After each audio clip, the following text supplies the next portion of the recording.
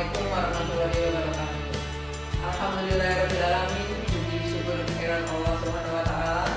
Kita diperkenankan bertemu pada kesempatan hari ini. Saya ucapkan selamat pagi, selamat siang, selamat sore, atau bahkan selamat malam. Baik teman-teman sekalian, pada kesempatan kali ini kita akan bertemu pada mata pelatihan perencanaan kegiatan pelayanan publik.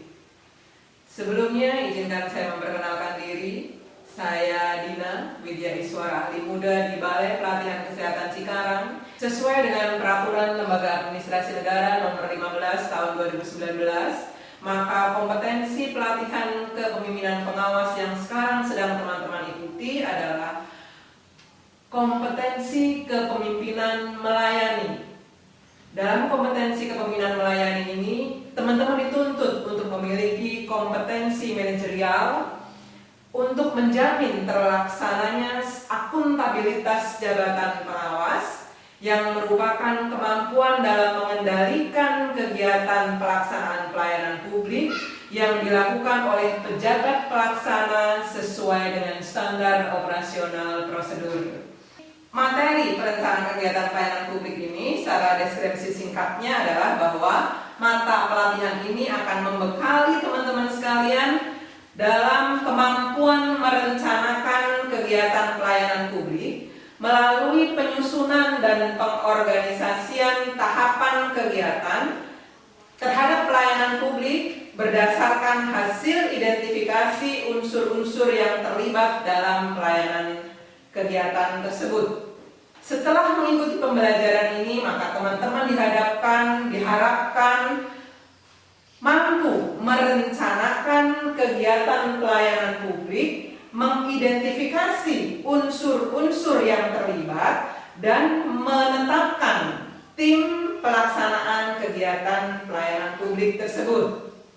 Sebagai hasil atau indikator hasil belajarnya, maka teman-teman diharapkan satu, menjelaskan kegiatan pelayanan publik organisasi masing-masing, kemudian menjelaskan pengelolaan sumber daya dan penyusunan tim pelaksanaan kegiatan, kemudian menjelaskan pemetaan dan peran serta strategi bagaimana berkomunikasi terhadap pemangku kepentingan yang berhubungan dengan pelayanan publik kita, kemudian mampu menyusun surat keputusan tim kegiatan. Itu tadi adalah indikator hasil belajar kebersamaan kita. Maka agenda atau materi yang akan bersama-sama kita lalui adalah agenda pertama, kegiatan pelayanan publik organisasi, kemudian pengelolaan sumber daya dan penyusunan tim pelaksana, kemudian pemetaan peran dan strategi komunikasi terhadap pemangku kepentingan atau biasa kita sebut sebagai stakeholder, dan penyusunan surat keputusan tim kegiatan. Baik, kita masuk ke materi yang pertama, yaitu kegiatan pelayanan publik organisasi. Saya hanya akan mereview kembali, mengembalikan ingatan teman-teman sekalian, menyegarkan kembali terkait karena teman-teman adalah semuanya pelaksana kegiatan pelayanan publik, sudah beberapa sebagai leader dari organisasi, sudah beberapa tentu juga menduduki jabatan ini sudah bukan dalam hitungan 1 atau 2 hari. Artinya materi ini sebetulnya bukan materi baru buat teman-teman sekalian ya. Jadi terkait dengan birokrasi pemerintahan, maka mari kita refresh kembali. Ada 3 fungsi birokrasi pemerintah. Yang pertama adalah fungsi kita sebagai pelayan, yang kedua adalah fungsi pembangunan, dan yang ketiga adalah fungsi pemerintahan umum. Baik, terkait dengan pelayanan publik, maka mari kita samakan persepsi dan pemahaman kita sesuai dengan Permenpan nomor 63 tahun 2003. Maka yang disebut sebagai pelayanan publik adalah segala bentuk pelayanan sektor publik yang dilaksanakan oleh aparat pemerintah dalam bentuk barang dan atau jasa yang sesuai dengan kebutuhan masyarakat dan ketentuan peraturan perundang-undangan yang berlaku.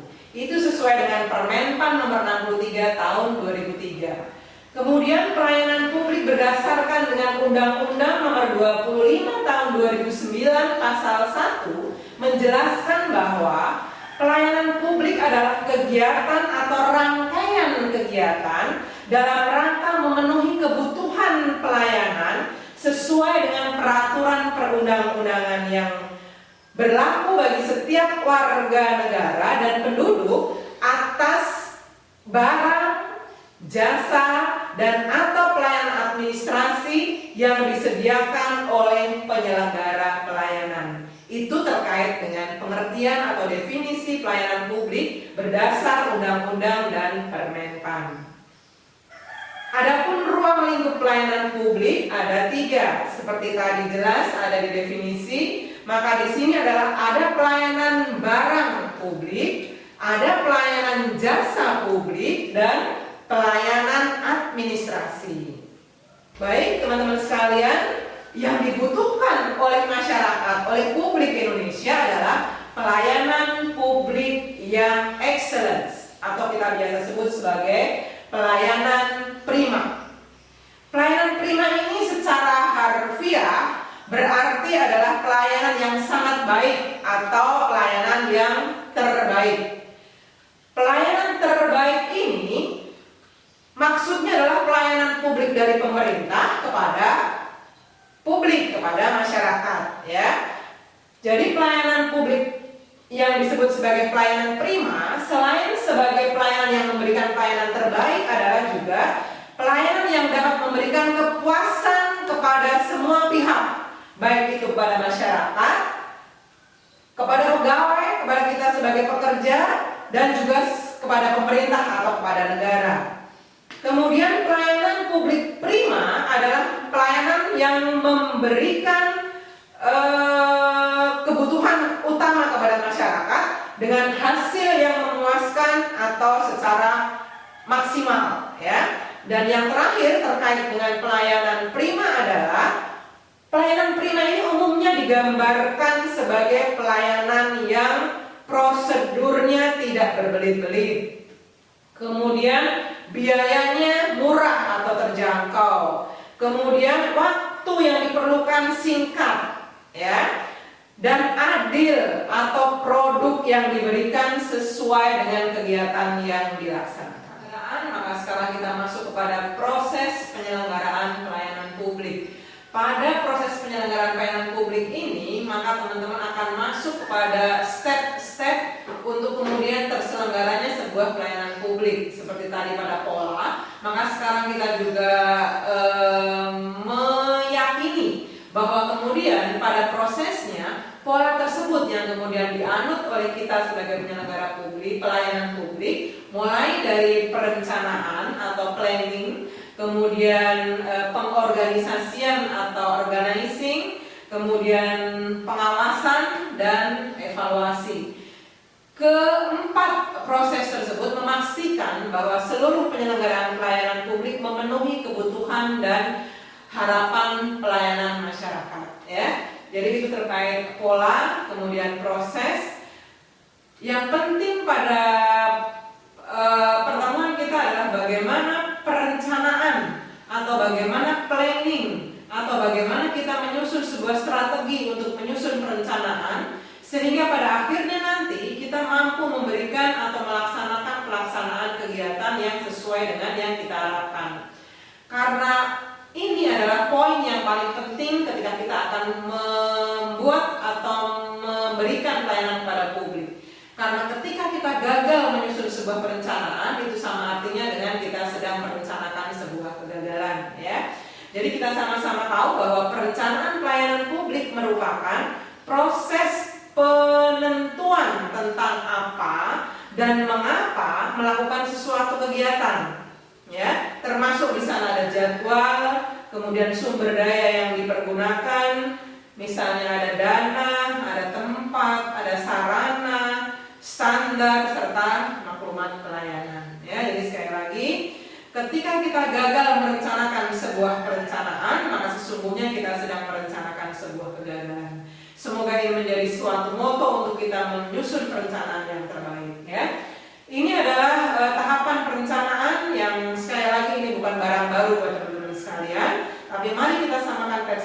kita terkait dengan tahapan perencanaan yang nantinya akan teman-teman implementasikan atau terapkan dalam penyusunan kegiatan selanjutnya ya.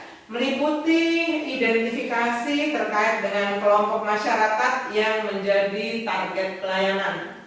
Kemudian yang kedua, analisis faktor-faktor eksternal maupun internal.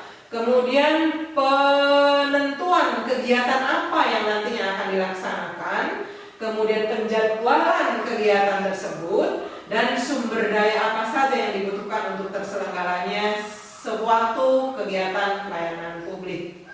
Baik, teman-teman sekalian, mari kita masuk ke materi selanjutnya, materi yang kedua, yaitu pengelolaan sumber daya dan penyusunan tim pelaksana. Ya, terkait dengan materi ini, yang pertama adalah pengorganisasian. Yang disebut sebagai pengorganisasian adalah suatu proses pengaturan dan penetapan tim pelaksana beserta dengan uraian tugasnya, prosedur dan mekanisme kerja sebelum kegiatan pelayanan dilakukan. Ya, jadi terkait dengan pengorganisasian. Kemudian pengelolaan sumber daya kegiatan pelayanan publik meliputi dua hal, yaitu mobilisasi sumber daya dan yang kedua adalah mekanisme pengelolaan. Kebutuhan sumber daya pada umumnya terkait dengan pelayanan publik, maka sumber daya yang dibutuhkan adalah mulai dari perangkat lunak, perangkat keras, dan sumber daya manusia. Baik teman-teman sekalian, kita masuk ke materi yang ketiga, yaitu pemetaan peran dan strategi komunikasi terhadap pemangku kepentingan atau stakeholder.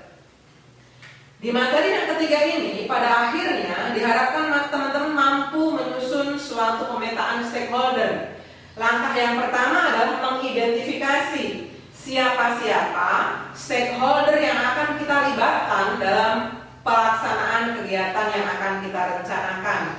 Kemudian langkah yang kedua adalah bagaimana kita menentukan atau bagaimana kemudian teman-teman mengetahui siapa yang akan menjadi fokus atau stakeholder yang mana yang akan menjadi fokus dalam perencanaan pelaksanaan kegiatan. Kemudian langkah yang ketiga adalah mengembangkan pemahaman untuk bagaimana kita menguasai dengan lebih baik terkait dengan stakeholder yang sudah kita identifikasi tadi, kita petakan sehingga kita akan menjadi tahu mana yang paling signifikan berpengaruh terhadap pelaksanaan kegiatan yang kita rencanakan. Ini adalah peta stakeholder yang mari kita sama-sama pahamkan dan kita sama-sama tahu ada 4 jenis stakeholder yang akan kita hadapi atau sudah terbiasa teman-teman hadapi di lapangan. Cuma kemudian nanti teman-teman akan memetakan di antara stakeholder yang sudah kita identifikasi, maka si A, si B, si C dan seterusnya ini akan masuk kepada yang sebelah mana? Yang promoter kah? Yang defenders kah? Yang apathetics atau yang latent? Karena ketika kita mampu memetakan keempat stakeholder ini tepat pada posisinya, maka kita mempunyai pendekatan yang sesuai untuk memastikan bahwa siapa didekati dengan cara seperti apa agar semua stakeholder bisa terlibat secara penuh dalam perencanaan kegiatan yang kita rencanakan. Kemudian terkait dengan banyaknya stakeholder ini, dengan kompleksitas mereka, peran mereka yang barangkali tidak satu-satu, maka kita juga harus mampu menilai secara utuh, secara objektif untuk menentukan bahwa mereka ada di posisi yang mana, dan kita akan mampu mempunyai pendekatan dengan cara seperti apa kita melakukan pendekatan kepada stakeholder yang sudah kita petakan tadi. Maka teman-teman sekalian harus mempunyai kemampuan untuk bagaimana menentukan strategi komunikasi dengan stakeholder yang akan kita rangkul atau yang kita hadapi untuk sekali lagi memastikan keberhasilan pelaksanaan kegiatan yang kita rencanakan. Ya, ada 6 strategi komunikasi yang kita harus kuasai untuk melakukan pendekatan kepada tiap-tiap stakeholder di masing-masing tempat yang sudah kita petakan. Mulai dari secara terbuka, secara terstruktur, kemudian bersemangat, kemudian strategi komunikasi yang seimbang, strategi komunikasi yang profesional, dan strategi komunikasi yang wording, ya. Ini nanti akan teman-teman kuasai sebagai bekal untuk kemudian melakukan pendekatan kepada stakeholder yang akan diharapkan terlibat pada kegiatan yang kita rencanakan. Baik, selanjutnya kita masuk ke materi yang keempat dari perencanaan pelaksanaan kegiatan, yaitu menyusun surat keputusan tim kegiatan. Jadi materi ini adalah materi penutup pada sesi mata pelatihan kita, yang outputnya nanti sesuai dengan indikator hasil belajar tadi, teman-teman harus mampu menyusun SK tim atau surat keputusan tim kegiatan, ya. Jadi terkait dengan surat keputusan ini nanti ada yang disebut sebagai bentuk naskah dinas tim kegiatan. Kita harus kuasai dulu. Ada naskah dinas penetapan yang berupa surat keputusan, ada naskah dinas penugasan yang bisa berupa surat instruksi, kemudian surat tugas, dan surat perintah. Kita sampai kepada bab kesimpulan terkait dengan materi ini. Yang pertama adalah bahwa semoga kita mempunyai pemahaman yang sama bahwa kegiatan pelayanan publik merupakan kegiatan atau rangkaian kegiatan dalam rangka upaya pemenuhan kebutuhan masyarakat, ya. Kemudian yang kedua, bahwa pengelolaan sumber daya dan penyusunan tim pelaksana kegiatan meliputi mobilisasi sumber daya dan pengelolaan atau pengorganisasian. Dan yang ketiga, pentingnya pemetaan peran dan strategi komunikasi terhadap pemangku kepentingan atau terhadap stakeholder yang erat kaitannya dengan upaya memanfaatkan pendapat mereka atau bagaimana upaya kita mendapatkan dukungan dari seluruh stakeholder yang ada di peta stakeholder yang sudah kita petakan. Dan bahwa kemudian teman-teman sekali lagi setelah mengkaji surat keputusan di instansi masing-masing, bahwa kita sama-sama paham pentingnya surat keputusan tim kegiatan sebagai kunci perencanaan kegiatan. Itu tadi teman-teman yang bisa saya sampaikan. Semoga bisa dipahami, semoga bisa dilaksanakan, semoga bisa diimplementasikan. Terima kasih atas perhatiannya. Mohon maaf atas segala kekurangan. Billahi taufiq wal hidayah. Wassalamualaikum warahmatullahi wabarakatuh.